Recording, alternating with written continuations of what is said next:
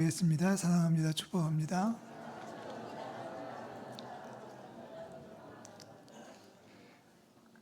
한 번 더 할게요. 축복하고 사랑합니다.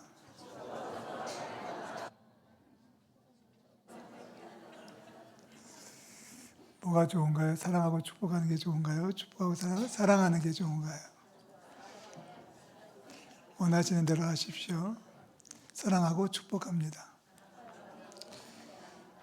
얼마 전에 마음에 감동이 좀 있어서 마가복음을 읽었어요. 제가 읽었다는 얘기는 이따가 밥 먹고 다시 읽고 한 게 아니라 앉은 자리에서 쭉 읽어 나갔는데 마지막 15장까지 읽다가 가슴이 울컥해지는 경험을 했습니다. 오늘 읽은 말씀이죠. 예수님이 채찍질을 맞았다. 채찍질을 당했다. 가시관을 쓰셨다. 이 말씀이 있는데 갑자기 마음속에 그런 울림이 있었습니다. 얼마나 아팠는지 알아? 얼마나 내가 속상해 마음이 답답했는지 알아? 그런 메시지가 들려왔어요. 이 말씀은 한두 번 읽어본 게 아니잖아요. 수도 없이 읽었는데 마가복음 15절을 읽으면서 예수님 채찍질하고 라는 말씀을 읽는데 그런 음성이 들리는 거예요. 나 진짜 아팠단다. 나 정말 아팠단다. 그래서 다시 한번 말씀을 읽고 또 읽으면서 마음의 감동이 있었습니다. 큰 울림이 있었습니다. 아직 고난주간은 아닌데 아직 고난주간이 남아있는데 예수님의 고난을 마음에 품는 시간이 될 수 있기를 축복합니다. 날짜로 계산하면 어제가 사순절 22일째였고요. 주일로 따지면 오늘 사순절 넷째 주일입니다. 아직 20일 남았어요. 부활절까지 앞으로 절반이 남아있는데 사순절 절반을 보내면서 우리 마음속에 감사와 기쁨과 특별히 주님의 십자가를 가슴에 새겨나가는 저와 여러분들 되시기를 축원합니다. 오늘은 조금 서둘러서 좀 빠르지만 예수님께서 당하신 고난을 좀 생각해 보려고 준비를 했습니다. 자, 일정표를 좀 그려볼까요? 예수님은 저녁 식사를 마지막 식사를 마치시고 곧바로 겟세마네에 올라가서 기도하셨습니다.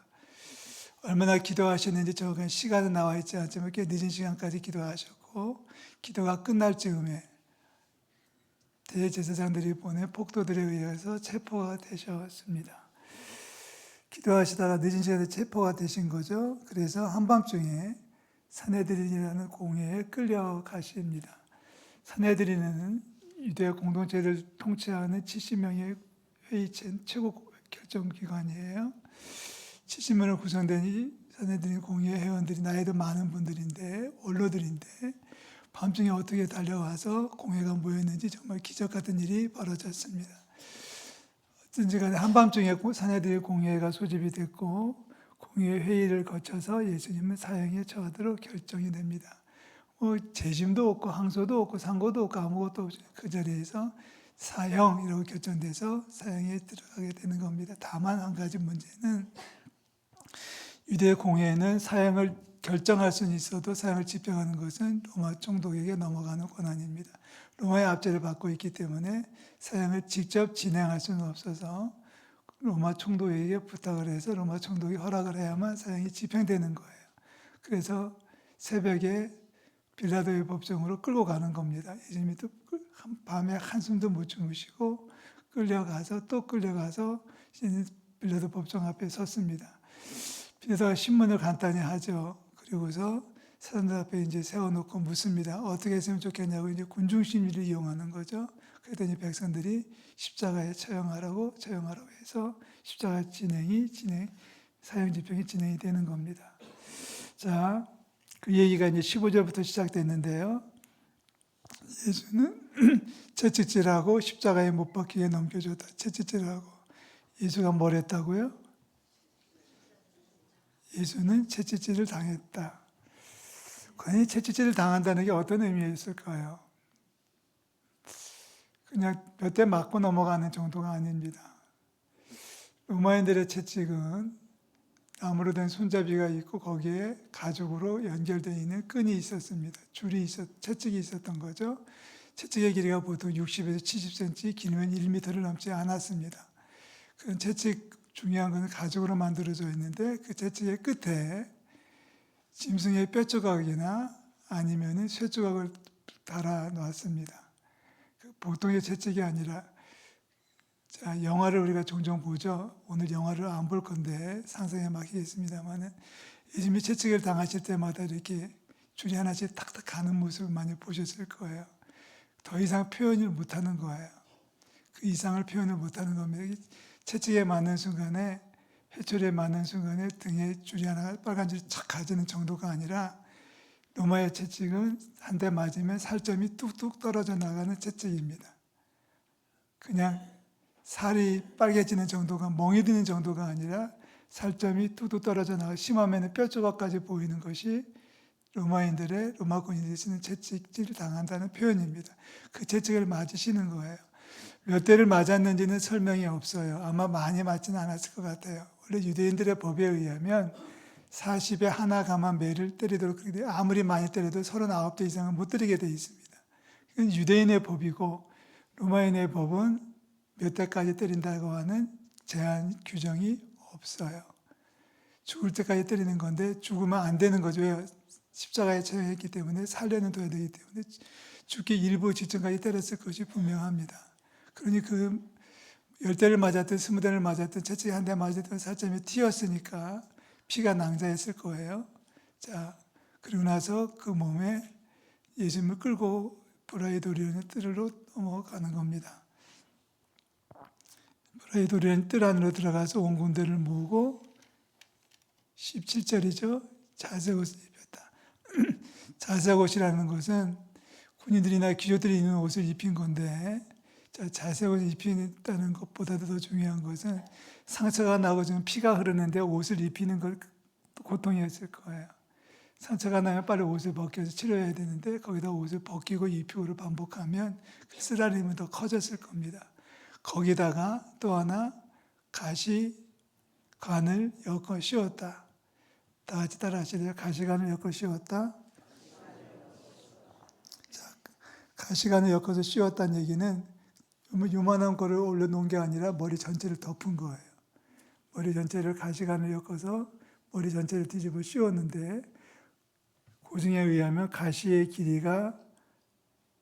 하나의 길이가 3cm에서 5cm 정도 되는 가시관이, 조그마한 가시가 아니에요. 긴 가시가 머리 전체에 눌러 씌워졌고, 그 다음에 군인들은 예수님의 머리를 때렸어요. 씌워만 나도 아픈데 그걸 때렸으니까 때릴 때마다, 맞을 때마다 예수님의 머리에는 고통이 더 배가 되고 피는 더 흘렀을 것이 분명합니다. 자, 때리고 놀리고 조롱하고 그리고서 침을 뱉고 절하고 조롱한 다음에 20절에 보니까 그의 옷을 다시 입히고 십자가에 못 박으려고 끌고 갔다. 다 같이 따라 하실래요? 십자가에 못 박으려고 끌고 갔다. 예수님의 입장에서 표현하면은 십자가에 못 박히기 위해서 끌려가신 거죠.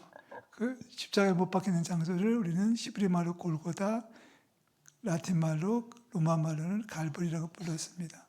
자, 골고다 언덕이라고 되어 있는 곳까지 가는 거리는 비아 돌로로사라고 하는 명칭으로 우리에게 소개가 되어지고 있습니다.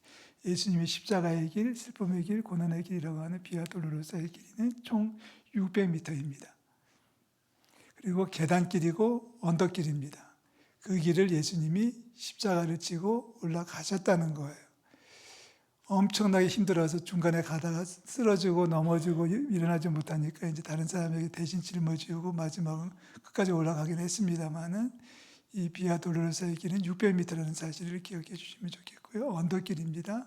거기를 십자가를 지고 올라갔는데, 저는 십자가를 지셨다는 것이 십자가의 온전한 틀을 지신 게 아니라 가로를 지셨다는 것이 맞다고 저는 생각합니다.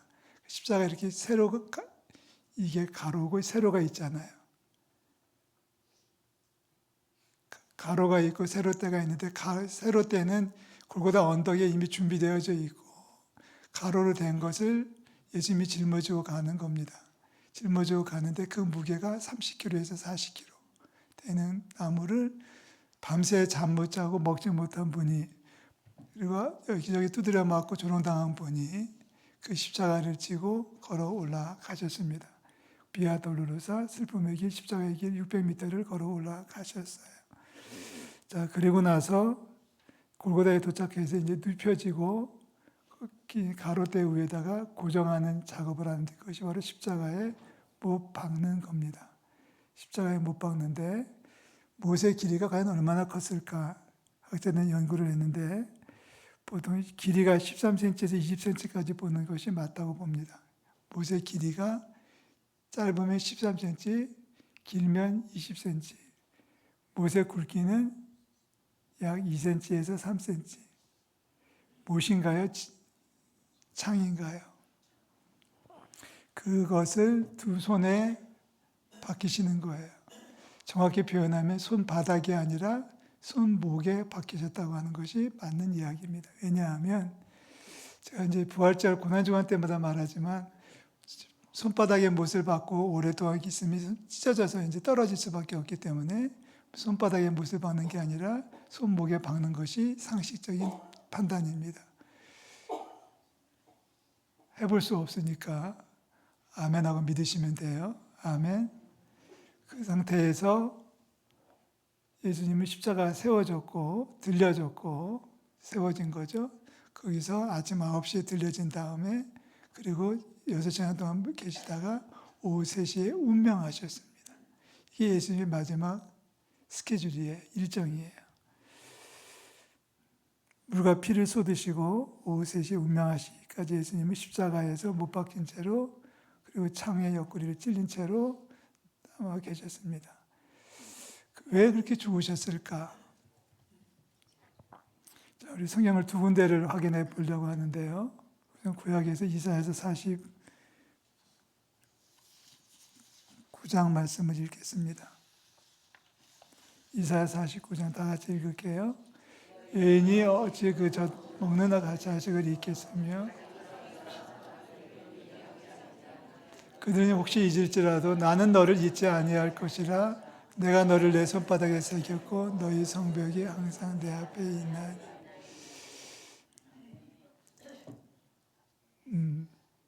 이 말씀 기억해 두셨으면 좋겠어요. 자, 뒷부분 19절 16절 말씀만 띄워주시면 좋겠어요. 한 번만 더 띄워주세요. 한 번만 더 읽겠습니다. 16절 내가 너를 내 손바닥에 새겼고 너희 성벽이 항상 내 앞에 있나니. 그냥 놔두시고요. 여러분 말씀을 잘 보시면 하나님이 말씀하시는 거예요. 야, 자기가 낳은 자식도 잊어버리는 세상인데 나는 절대로 너를 잊어버리지 않을 거야. 세상 사람들은 다 포기해. 나는 너를 절대로 포기하지 않을 거야. 내가 너를 얼마나 사랑하냐면 너를 내 손바닥에 새겨 놓았어. 아멘. 옛날에 어디를 갔다가요. 중요한 정보를 알았는데 핸드폰도 없고 종이도 없어가지고 연필을 구해가지고 손바닥에 썼어요. 그리고 집에 와가지고 아무 생각 없이 세수를 하는 바람에 지워졌어요. 여러분 지금 하나님의 말씀은 손바닥에 썼다가 아니라 손바닥에 새긴 거예요. 새겼다는 얘기는 날카로운 칼 끝으로 피를 내가면서 손바닥에다가 새겨 놓은 거예요. 절대 지워지지 않아요. 문신이 아니에요.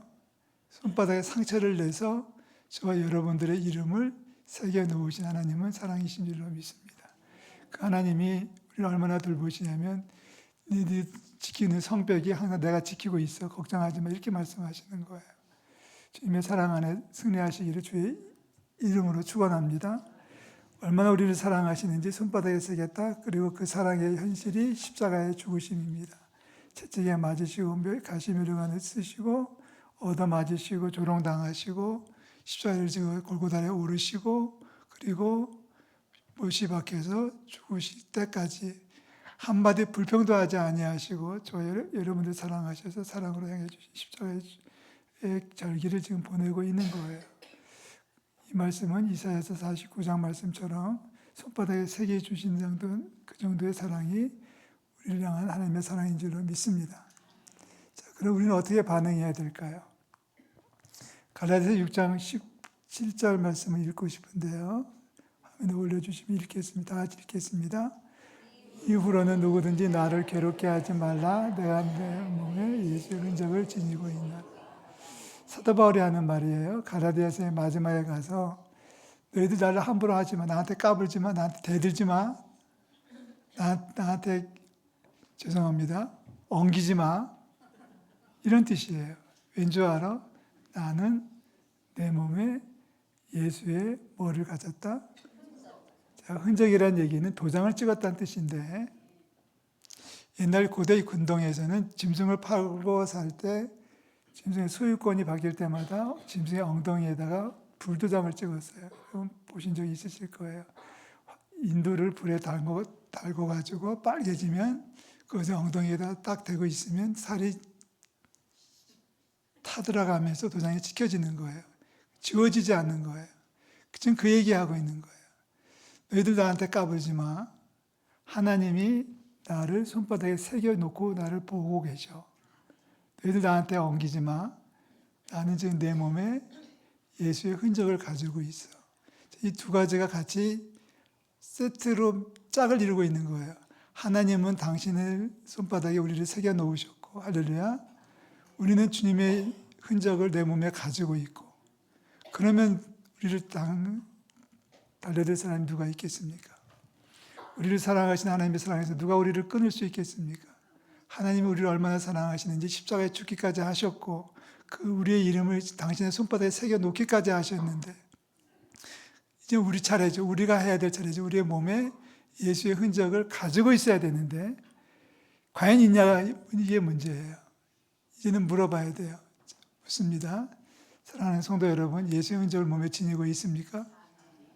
자, 몸에 지니고 있다는 얘기가 오늘 밤에 집에 가서 문신받으러 가자는 뜻은 아니에요. 얼마 전에 권투 시합을 봤는데 잘하더라고요. 권투 선수가 문신을 했는데 처음에는 목걸이를 차고 나온 줄 알았는데 목걸이 문신을 했더라고요. 목걸이까지 문신 똑같아요. 차고 온 줄 알았는데 차고는 경기를 못하니까 여기에 십자가가 달려 있어요. 그러면 이겨야 되잖아요. 근데 두드려 맞기만 하더라고요. 그런 문신은 소용없습니다.